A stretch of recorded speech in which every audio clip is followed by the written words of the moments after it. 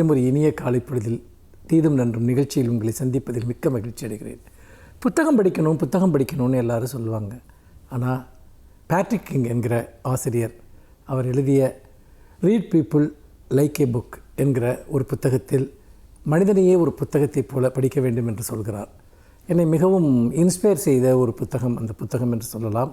ஏனென்றால் ஒரு புத்தகத்தை படிப்பதற்கு நாம் என்ன வழிமுறையை கையாள்கிறோமோ அதையே ஒரு மனிதனை அறிந்து கொள்வதற்கும் பயன்படுத்தலாம் என்பதுதான் அந்த அவருடைய நூலினுடைய ஒரு சாராம்சம். எப்படி ஒரு புத்தகத்தைப் போல ஒரு மனிதனை படிப்பது, நாம் இந்த நாட்களில் அதை பற்றி நாம் பேசலாம்.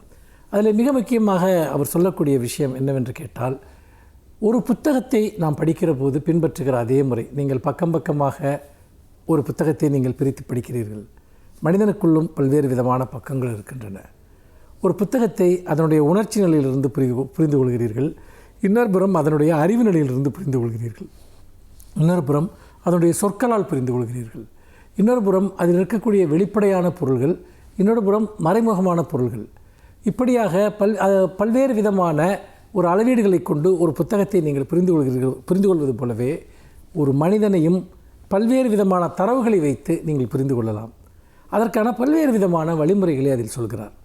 மிக விரிவான இந்த புத்தகத்தினுடைய சில சுருக்கமான அம்சங்களை நாம் பார்க்கலாம். முதலில் அவர் சொல்லக்கூடிய ஒரு விஷயம் என்பது, நாம் ஒரு மனிதனை வெகு வேகமாக எப்படி புரிந்து கொள்வது, குயிக் அசஸ்மெண்ட் என்று சொல்வார்கள் இல்லையா, அப்படி மனிதர்களை முதல் ஒரு வேகமாக புரிந்து கொள்கிற ஒரு முறைக்கு அவர் முக்கியமாக சொல்லக்கூடியது என்பது அவர்களுடைய குரல், முகபாவம், உடல் மொழி, கண்கள். இதை முக்கியமாக சொல்கிறார். ஏனென்றால் ஒரு மனிதர் உங்களிடம் சொல்கிற வார்த்தைகளை வைத்தோ சொல்கிற கருத்தை வைத்தோ நீங்கள் அவரை மதிப்பிட்டு விட முடியாது. மாறாக அவருடைய குரல் எப்படி இருக்கிறது, அந்த குரலில் எத்தகைய உணர்ச்சிகள் புதிந்திருக்கின்றன, அவருடைய கண்கள் எப்படி இருக்கின்றன, அந்த கண்கள் உங்களிடம் எத்தகைய உணர்ச்சியை வெளிப்படுத்துகிறது, ஒருவருடைய உடல் மொழி, அந்த உடல் மொழியின் மூலமாக அவர் எத்தகைய சைகைகளை உங்களிடம் வெளிப்படுத்துகிறார். உதாரணமாக ஒருவர் உங்களிடம் மரியாதையாக பேசலாம், மரியாதையான சொற்களை கூறலாம். ஆனால் அவருடைய பாடி லாங்குவேஜ் என்பது மரியாதை குறைவான ஒரு அம்சத்தை வெளிப்படுத்தும். அதுதான் அவர் உள்ளுக்குள் அவர் கொண்டிருக்கக்கூடிய ஒரு உண்மையான உணர்வாக இருக்கும். அப்படி பார்க்கிற போது அந்த மறைபொருள், ஒரு புத்தகத்தினுடைய மறைபொருள்களை நாம் எப்படி படிக்கிறோமோ அதே போல் ஒரு மனிதனிடம் இருக்கக்கூடிய அந்த மறைவான உண்மைகளை நீங்கள் தெரிந்து கொண்டால் அந்த மனிதனோடு நீங்கள் எத்தகைய உறவுகளை பேணுவது என்பதை பற்றி உங்களுக்கு ஒரு தெளிவு கிடைக்கும். மாறாக நீங்கள் அதை கவனிக்க தவறுகிற போது அந்த மனிதருடன் உங்களுக்கு இருக்கக்கூடிய உறவுகளில் சிக்கல் ஏற்பட வாய்ப்பு இருக்கிறது. அதற்காகத்தான் முதலில் எந்த ஒரு ஹியூமன் ரிலேஷன்ஷிப் சம்பந்தமான எந்த நூலுமே இந்த ஐ கான்டாக்ட் என்பதை பற்றி திரும்ப திரும்ப பேசுகிறார்கள். ஏன்? அதாவது அந்த கண்கள் உங்களை நேர்மையாக சந்திக்கின்றனவா, இந்த கண்கள் உங்களை நம்பிக்கையோடு பார்க்கின்றனவா என்பதை நீங்கள் வெகு சுலபமாக அறிந்து கொள்ளலாம். அதே போல் புன்னகை, அந்த புன்னகை என்பது உங்களிடம் ஒரு தொடர்பு கொள்ளக்கூடிய ஒன்றாக இருக்கிறதா, அது சம்பிரதாயமான வெற்று புன்னகையாக இருக்கிறதா என்பதையெல்லாம் நீங்கள் கவனிக்கலாம். மனிதர்களை அசஸ் செய்வது, மதிப்பிடுவது என்பது அவர்களை எந்த அளவில் அவர்களுடனான உறவுகளை பேணுவது என்பதை நாம் ஒரு உறுதிப்படுத்திக் கொள்வதற்கான ஒரு முதன்மையான ஒரு விஷயம். பல சமயங்களில் நாம் கவனிக்க தவறுவதால் அல்லது கவனிப்பதற்கான ஒரு கூர்மையான ஒரு பார்வை நம்மிடம் இல்லாததால் நாம் சில சமயம் சிலரை தவறாக மதிப்பிடுகிறோம். அவர்களால் நாம் பல புதிய பிரச்சனைகளை நாம் வரவழைத்துக் கொள்கிறோம். இதிலிருந்தெல்லாம் நாம் விடுபட வேண்டும் என்று சொன்னால் நாம் மனிதர்களை ஒரு புத்தகம் போல படிக்க வேண்டும். மீண்டும் இன்னும் ஒரு புதிய சிந்தனையோடு உங்களை சந்திக்கிறேன். நன்றி, வணக்கம்.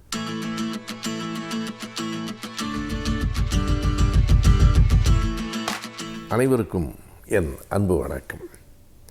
திராவிட மொழிநூல் ஞாயிறு தேவநேய பாவாணர் அவர்கள் தமிழர் மதம் என்றே ஒரு நூலை எழுதியிருக்கிறார்.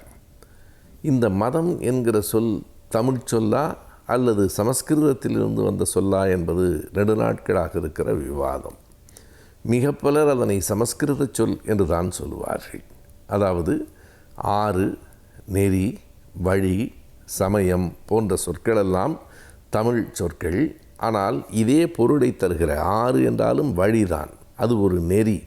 எனவே ஒரு நெறியை, ஒரு வழியை சுட்டி காட்டுகிற அல்லது பக்குவப்பட்டவர்கள் என்கிற பக்குவப்பட்ட கருத்து என்கிற பொருளில் வருகிற சமயம் என்கிற சொல். சமைதல் என்றாலே அரிசி எப்போது சோறாகிறது, அது சமைக்கப்படுகிற போது, ஒரு பக்குவமான நிலைக்கு வருகிற போது தான் அதற்கு சோறு என்று பெயர். சோறு உண்ணக்கூடியது, அரிசி உண்பதற்கானதில்லை. எனவே அந்த பக்குவத்தை பெறுவதற்கு சமைதல் என்று பொருள். இன்றைக்கும் கிராமத்திலே ஒரு பெண் பருவத்தை எட்டிவிட்டாள் என்றால் அந்த பெண் சமைந்து விட்டாள் என்று சொல்லுகிற பழக்கம் இருக்கிறது. எனவே சமயம் கூட தமிழ்தான். ஆனால் மதம் எப்படி தமிழாகும் என்று பலரும் கேட்கிற நேரத்தில், அப்படி தமிழ் சொல் இல்லை என்றால் அதனை பாவாணர் பயன்படுத்துவாரா, அதுவும் ஒரு புத்தகத்தினுடைய தலைப்பாகவே பயன்படுத்துவாரா என்கிற கேள்வி வருகிறது. தமிழர் மதம் என்பது அந்த நூலின் பெயர். அதனுடைய முதல் பகுதியிலேயே அவர் மதம் சமயம் என்கிற 2 சொற்களுக்குமான விளக்கத்தை தருகிறார். மதம் எப்படி தமிழ் சொல் என்பதை மிக அருமையாக அவர் விளக்குகிற அந்த பகுதி நாம் அறிய வேண்டிய ஒன்று. இந்த மதம் என்கிற சொல் மதி என்கிற சொல்லிலிருந்து வருகிறது. மதி என்றால் நாம் அறிவோம், ஒருவரை மதிப்பது, ஒருவருக்கான மரியாதையை கொடுப்பது மதி என்பது. அதாவது இன்னும் சொன்னால் மதிப்பிடுவது. மேலும் நாம் எண்ணி பார்க்கிற போது மதி என்பது அளவு செய்யப்பட்ட ஒரு பொருளின் விளக்கமாகவும் இருக்கிறது. இந்த குறிப்பிட்ட அளவுடைய பண்டத்துக்கு மதி என்று பெயர். அதனால்தான் நாம் பொருள்களை அனுப்பும் போதும் பொருள்களை பெறும்போதும் அதனை ஏற்றுமதி என்றும் இறக்குமதி என்றும் நாம் சொல்லுகிறோம். எனவே மதி என்பது மதிப்பிற்குரியது, ஒரு அளவு சார்ந்தது. இந்த மதியிலிருந்து மதம் என்கிற சொல் வருகிற போது ஒரு மதிக்கத்தக்க அளவு சார்ந்த ஒரு வாழ்க்கை நெறியை காட்டுகிற ஒரு கருத்து தான் மதம் என்பது அவருடைய செய்தி. எனவே தான் நான் தமிழர் மதம் என்றே நூலுக்கு பெயரிட்டிருக்கிறேன் என்று கூறுகிறார். பல தமிழ் சொற்களை நாம் அயற்சொற்கள் என்று கருதுகிறோம். பல அயர்மொழி சொற்களை தமிழ் சொற்கள் என்று எண்ணி பயன்படுத்துகிறோம். இப்போதும் கூட எது தமிழ் சொல் இல்லை என்று நம்மில் பலருக்கு தெரியாது. இதனை இன்றைக்கும் இருக்கிற சொல்லாய்வு அறிஞர் அருடியார் அவர்கள் இது தமிழ் இல்லை என்றே ஒரு நூலையும் எழுதியிருக்கிறார். அயன்மொழி சொற்கள் அதிக அகராதியையும் தந்திருக்கிறார். எனவே இந்த குழப்பத்தில் நாம் கூடுதலாக வடக்கில் பயன்படுத்துகிற இந்த மதம் என்கிற சொல் தமிழ் சொல்லா என்பதற்கான விளக்கம் இந்த புத்தகத்தில் இருக்கிறது. அந்த தமிழர் மதம் எப்படியெல்லாம் இருந்தது, என்னென்னவாக இருந்தது, அந்த மதங்களுக்குள் என்னென்ன வகைகள் இருந்தன, எவை முதலில் தோன்றிய மதங்கள், பின்னால் எவை தெரிந்தன, எவை மாறின என்கிற விளக்கங்களெல்லாம் அந்த நூல் முழுவதும் இருக்கிறது. தமிழர்களின் மதம் பற்றிய பல்வேறு செய்திகளை கொண்டிருக்கிற அந்த நூல் முதலில் இந்த மதம் என்கிற சொல்லை ஆய்வுக்கு எடுத்துக்கொண்டு அது எங்கிருந்து வந்தது, அது நம்முடைய சொல்தான், வேற்றுமொழி சொல்லில்லை என்பதை சொல்லுகிறது. எப்போதும் ஒரு இயல்பு இங்கே அறிஞர்களிடம் கூட என்னவாக இருக்கிறது என்றால், தமிழில் இருக்கிற சொற்கள் பிறமொழி சொற்களா என்று ஆராய்கிறோம். அப்படியானால் சமஸ்கிருதத்தில் இருக்கிற சொற்களும் பிறமொழி சொற்களாக இருக்கலாம் இல்லையா? ஆனால் அதை அவர்கள் ஏற்க மாட்டார்கள். இல்லை, சமஸ்கிருதத்தில் பிறமொழி சொற்களே கிடையாது. ஏன்? அது கடவுளால் அருளி செய்யப்பட்ட மொழி என்பதால் அது பிறமொழி சொற்களை கொண்டதில்லை என்று ஒரு தவறான தகவலை சொல்லியிருக்கிறார்கள். அதையும் பாவாணர் குறிப்பிட்டு அப்படியெல்லாம் ஒன்றுமில்லை. ஒவ்வொரு மொழியும் சமூகத்தால், மக்கள் கூட்டங்களால் உருவாக்கப்பட்டது தான். தமிழும் அப்படி உருவானது. பிறமொழி சொற்கள் கலந்திருக்கலாம், ஆனால் நம் சொற்களை நாம் அறிய வேண்டும். அந்த அடிப்படையில் மதம் என்பதும் தமிழ் சொல்லே என்பதை பாவாணர் அந்த நூலில் நிறுவியிருக்கிறார்.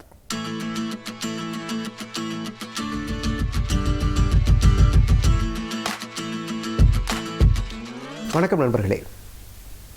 இன்றைக்கு ஒரு வித்தியாசமான எழுத்தாளர் எழுதிய ஒரு நல்ல புத்தகத்தினுடைய தகவல்கள் பற்றி பார்க்க போகிறோம். டாக்டர் ரிச்சர்ட் கால்சன், இவரை பற்றி நீங்கள் கேள்விப்பட்டிருக்கீங்களா இல்லையான்னு தெரியாது. 20ஆம் நூற்றாண்டின் இறுதியிலும் 21ஆம் நூற்றாண்டின் தொடக்கத்திலும், அதாவது சமீப காலம்னா ஒரு 20 ஆண்டுகள் இடைவெளியில் மிகப்பெரிய தன்முனைப்பு பேச்சாளராக அறியப்பட்டவர் டாக்டர் ரிச்சர்ட் கால்சன், அமெரிக்கர். இவர் எழுதிய ஒரு அற்புதமான புத்தகம் 1997 வெளிவந்த புத்தகமாக இருந்தால் கூட நம்ம 23-24 ஆண்டுகள் கழிச்சு நீங்கள் பார்க்குறப்ப கூட புதுசாக ஃப்ரெஷ்ஷாக இன்றைக்கும் பயன்படக்கூடிய நிலையில் இருக்கக்கூடிய ஒரு அற்புதமான புத்தகம். மிக அதிக விற்பனையான புத்தகம். அந்த புத்தகம் பற்றி தான் பார்க்க போகிறோம். Don't sweat for small stuff. Don't sweat for small stuff அப்படின்னா சின்ன சின்ன விஷயங்களுக்காக ரொம்ப அழுத்துக்காதீங்க அப்படின்றதான் சொல்கிற விஷயம். அப்படின்னா என்னென்னா, உங்களுடைய இலக்கை அடைகிற போது நிறைய மெனக்கெட்டு ஸ்ட்ரெஸ்ஸை வளர்த்துக்கலாம் செய்யாதீங்க, ரிலாக்ஸாக இலக்கை அடைங்க அப்படின்றதான் அந்த புத்தகத்துடைய சாராம்சம். இது மக்களுக்கு நிறைய பிடிச்சி போச்சு இந்த புத்தகம். அதனால் 135 நாடுகளில் அந்த புக்கு விற்றுட்ருக்கு. 31 மொழிகளில் மொழிபெயர்க்கப்பட்டிருக்கு. நியூயார்க் பெஸ்ட் செல்லிங் லிஸ்ட்டில் 2 வருஷம் முதல் இடத்துல இருந்தது. அந்தளவுக்கு புகழ்பெற்ற புத்தகம் don't sweat the small stuff. அதாவது அதுவரை வந்த புத்தகங்கள்லாம் என்ன சொல்லிட்டு இருந்தாங்கன்னா, இலக்கை அடையணும், வாழ்க்கையில் வெற்றி பெறணும்னா கடுமையாக உழைக்கணும், மிகப்பெரிய ரிஸ்க் எடுக்கணும் அப்படின்லாம் சொல்லிட்டு இருந்தாங்க. அந்த சித்தாந்தத்தை போட்டு உடச்சிட்டு டாக்டர் ரிச்சர்ட் கால்சன் என்ன சொல்கிறாரு, ரிலாக்ஸ்டாக இலக்கை அடையலாம்ப்பா, இலக்கை அடைவது என்பது அவசியம்தான், மெனக்கட்டுக்க வேண்டியதில்லை, ரிலாக்ஸ்டாக பண்ணலாம், ஸ்ட்ரெஸ் இல்லாமல் இலக்கை அடையலாம், அதுக்கு நான் வழி காமிக்கிறேன் வாங்க அப்படின்னு சொல்லி எழுதின புத்தகம் தான் இந்த புத்தகம். இந்த புத்தகம் வந்து ரொம்ப ஒரு எளிமையான நடையில் எழுதப்பட்டிருக்கக்கூடிய புத்தகம், ஒரு அருமையான புத்தகம், படிப்பவருக்கும் எளிய முறையில் நம்மளும் அடையலாமே நம்ம இலக்கை அப்படின்னு யோசிக்க வைக்கிற புத்தகம். இந்த புத்தகத்தில் என்ன சொல்கிறார் அப்படின்னா, ரொம்ப அடிப்படையில் சொல்லணுன்னா, நல்ல மனிதராக இருங்க, ரொம்ப ஸ்ட்ரெயின் எடுத்துக்காதீங்க, நீங்கள் இலக்கை அடைய வேண்டும் என்பது அவசியம்தான், அதுக்கு ரொம்ப கஷ்டப்படாதீங்க, ரிலாக்ஸ்டாக இலக்கை அடைங்க, அதே சமயம் மனிதாபிமானத்தோட வாழ்க்கையை வாழுங்க, உங்களுடைய வேலைகளில் நிறைய விஷயங்களை நீங்கள் குறைச்சிக்கோங்க, தேவையில்லாமல் நிறைய நீங்கள் எல்லாருக்கும் அது பண்ணுறேன் இது பண்ணுறேன் போய் ஒம்பள மாட்டிக்காதீங்க, நேரத்தை இழந்துடாதீங்க, ஸ்ட்ரெஸ்ஸை இழுத்துக்காதீங்க, நீங்கள் உங்கள் செயல்களை திரும்ப திரும்ப திரும்ப அனாலிசிஸ் பண்ணி நீங்கள் செய்கிற கரெக்டாக யோசித்து பண்ணுகிற போது வாழ்க்கை இன்பமாக இருக்கும், எளிமையாக நீங்கள் இலக்கை அடைய முடியும் அப்படிங்கிறார். நிறைய உதாரணங்கள் சொல்கிற சில முக்கியமான விஷயங்களை சொல்கிறேன். என்ன சொல்கிறாரு, நம்ம வந்து நம்முடைய லீடர்ஷிப் குவாலிட்டி காமிக்கிறக்காக நான் நிறைய பேருக்கு உதவ போகிறேன், நிறைய பிரச்சனைகளை தீர்க்க போகிறேன் அப்படிலாம் போய் நமக்கு சம்மந்தம் இல்லாத நிறைய விஷயங்களை தலையிடுறோம். நமக்கு சம்மந்தமே இல்லாத அரசியலை பற்றி நிறைய நேரம் பேசுகிறோம், திரைப்படங்களை பற்றி நிறைய நேரம் பேசிகிட்டு இருக்கோம், நிறைய கட்ட பஞ்சாயத்து பண்ணுறோம், நிறைய பேர் நான் உதவ போகிறேன் பேர் வழின்னு போய் அவங்க பிரச்சனையில் மூக்க நுழைக்கிறோம், அவங்க அனுமதி இல்லாமல் அவங்க பிரச்சனையை தீர்க்கிறேன்னு சொல்லி அவங்களை உதவ போகிறோம். இதெல்லாம் தேவையில்லாத பிரச்சனைகளை உங்களுக்கு இழுத்து போடும், உங்களுடைய வாழ்க்கையை நிம்மதியை குறைத்து விடும். அதுக்காக பிறருக்கு உதவவே கூடாது, பிறருடைய பிரச்சனையை நீங்கள் தீர்க்கவே கூடாதுன்னா சொல்ல வரல. யாராவது உங்களை தேடி வந்தாங்கன்னா அவங்களுக்கு மட்டும் சின்ன சின்ன உதவிகளை பண்ணுங்கள். ஏன்னா அவங்களுக்கு உதவ வேண்டும் என்பது உங்களுடைய வாழ்க்கை நோக்கமாக இருக்க முடியாது. உங்கள் வாழ்க்கையில் ஒரு இலக்கு இருக்குன்னா அந்த இலக்கை அடையிறது தான் உங்கள் நோக்கமாக இருக்க முடியும். ஆக அந்த இலக்கு என்ன, அது சார்ந்து நீங்கள் பயணிக்கலாம். பயணிக்கிறப்ப ரொம்ப வேகம்லாம் தேவையில்லை, நிதானமாக ரிலாக்ஸ்டாக அந்த இலக்கை சென்றடைகிற பயணமும் இனிமையாக இருக்க வேண்டும். இலக்கை அடைஞ்ச பிறகு தான் சந்தோஷமாக இருப்பேன் நீங்கள் இருக்க வேண்டிய அவசியம் இல்லை. இலக்கை நோக்கி பயணிக்கிற பயணமும் மகிழ்ச்சியானதாக இருக்க வேண்டும், ரிலாக்ஸ்டாக பண்ணுங்கள் அப்படிங்கிறார்.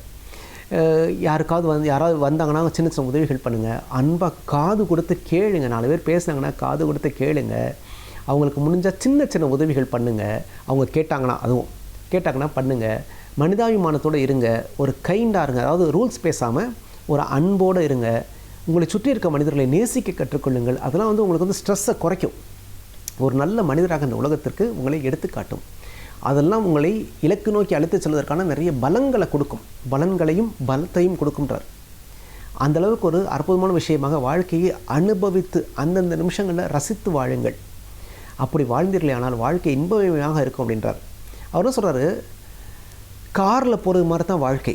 இலக்கு வெளியில் இருக்குது, நீங்கள் காருக்குள்ளே இருக்கீங்க, காருக்கு உள்ளே இருந்துட்டு வெளி உலகத்தை பார்க்குறீங்க, வெளி உலகத்தில் இருக்கக்கூடிய விஷயத்தை அடையிறீங்க. அது மாதிரி தான் வாழ்க்கையே இருக்கணும்.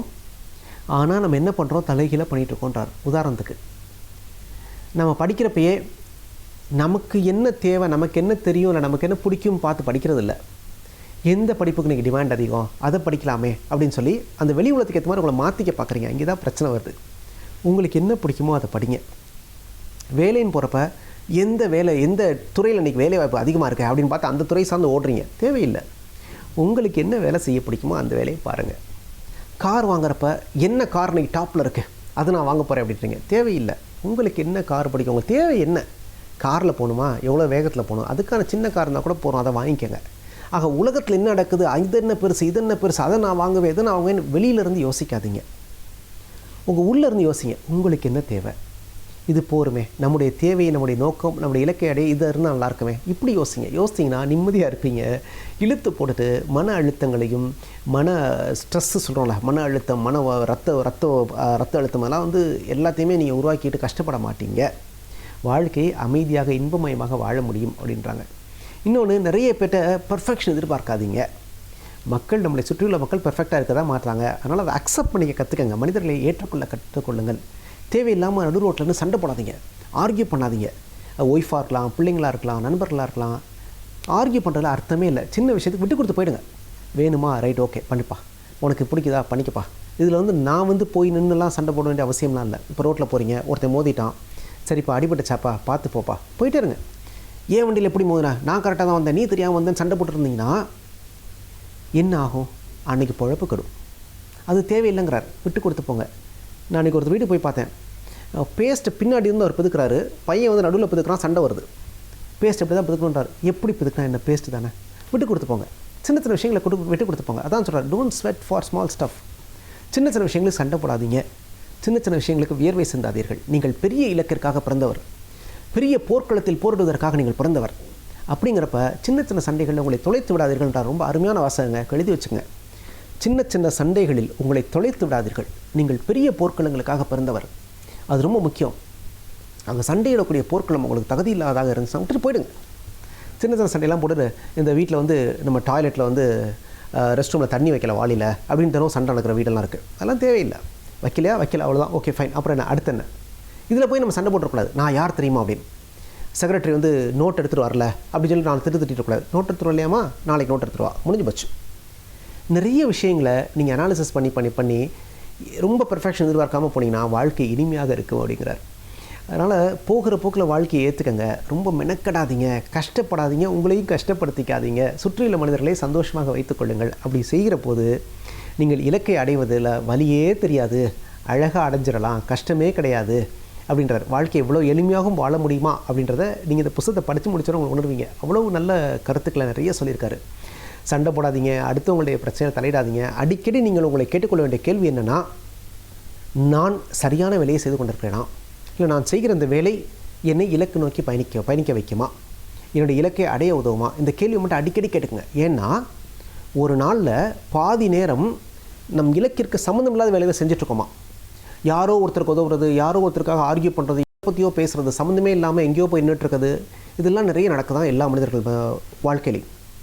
நம்ம திரும்ப கேட்டுக்கொள்ள வேண்டியது, நான் சரியான வேலை செய்துட்ருக்கேனா, என்னுடைய இலக்கை அடைவதற்கு இந்த வேலை உதவுமா, இந்த சின்ன சண்டையை நான் போட்டு தான் ஆகணுமா, இது எனக்கு தேவைதானா, இதை அப்படி மாற்றி பண்ணால் எனக்கு பயனுள்ளதாக இருக்குமே. இந்த மாதிரி அடிக்கடி உங்களுக்குள்ளேயே யோசிங்க. எவ்வளோக்களோ உங்களுக்குள்ளேயே ட்ராவல் பண்ணுறீங்களோ, எவ்வளோக்களோ விட்டு கொடுத்து போகிறீங்களோ, எவ்வளோக்களோ அடுத்தவரை அனுசரித்து கொண்டு போகிறீர்களோ, அவ்வளோக்களவு வாழ்க்கை இனிமையாக இருக்கும், இலக்கையும் நீங்கள் அடைய முடியும். இதுதான் டாக்டர் ரிச்சர்ட் கால்சன் சொல்கிற விஷயம். இந்த ரொம்ப அருமையான புத்தகங்க. வாழ்க்கையில் முடிஞ்சவர்க்கா படித்து பாருங்கள். Don't sweat for small stuff. கீழே ஒரு லைன் போட்டுருக்கார், at life is full of small stuff அப்படின்றார். வாழ்க்கை முழுது மாதிரி சின்ன சின்ன விஷயங்கள் தான் இருக்க போகுது. ஆனால் நம்ம சின்ன விஷயங்களுக்காக வேர்வை இழக்கக்கூடாது. நாம் பெரிய போர்க்களங்களுக்காக பிறந்தவர்கள். அதனால் பெரிய போர்க்களத்தில் மட்டுமே போரிடுவோம், மற்ற எல்லா விஷயத்தையும் விட்டு கொடுத்து போவோம், மனிதர்களை மனிதாபிமானத்தோடு அரவணைத்துக் கொள்வோம் அப்படிங்கிறது அந்த புத்தகத்துடைய ஓன்லைன். இந்த புத்தகத்தை படிங்க. ரொம்ப படித்தா மட்டும் பார்த்தாது, வாழ்க்கையிலையும் அதை செயல்படுத்தி பாருங்கள். வாழ்க்கை இனிமையாக இருக்கும், உங்கள் இலக்கையும் அடைய முடியும், நீங்களும் வெற்றி பெற முடியும். நன்றி, வணக்கம்.